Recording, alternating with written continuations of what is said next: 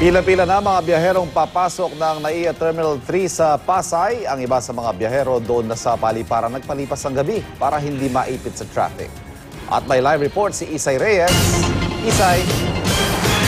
Ivan, maaga pa nga ay siksika na ang sitwasyon dito sa NAIA Terminal 3. Dito pa lamang sa mga gate, papasok nga mismo ng terminal ay napakahaba na ng pila. Papasok pa lang ng departure gates ng NAIA Terminal 3, halos hindi na makakilos ang mga pasaherong nakapila para mag-check-in.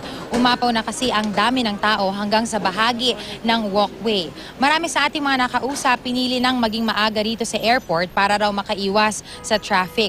Katulad na lang ng mag-aamang ito na pabiyahe ng Kidapawan. May ilan dito na nagpalipas ng magdamag, di na alintana kahit sa sahig, matulog.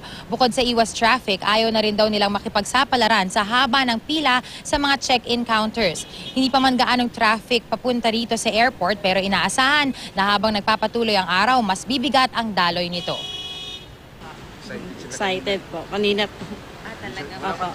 Sana makaabot po. Hindi naman hassle, sir, na kailangan yung tumambay dito muna. Mas mabuti na. Mas maganda na po, ma'am, kaysa malate kami. Alas 11 pa po kami ng gabi dito. Nagpalipas na po kami ng gabi dito kasi wala po kaming mapaglipasan ng gabi. Opo, kaysa naman po maggagala-gala ka dyan, dito na lang po kami nagpalipas ng gabi. Samantala, Ivan, sa kabila nga nung dagsa ng mga pasahero na paalis, syempre meron ding mga umuuwi dito sa Maynila para nga puntahan yung kani-kanilang mga kamag-anak. Kaya't kanina, nasaksihan natin yung pagsalubong ng ilang mga nagmamahalan sa buhay. Nakakatawang tignan at nakakatuwa tignan dahil nga excited daw ang lahat dahil yung iba matagal na silang hindi nagkasama-sama.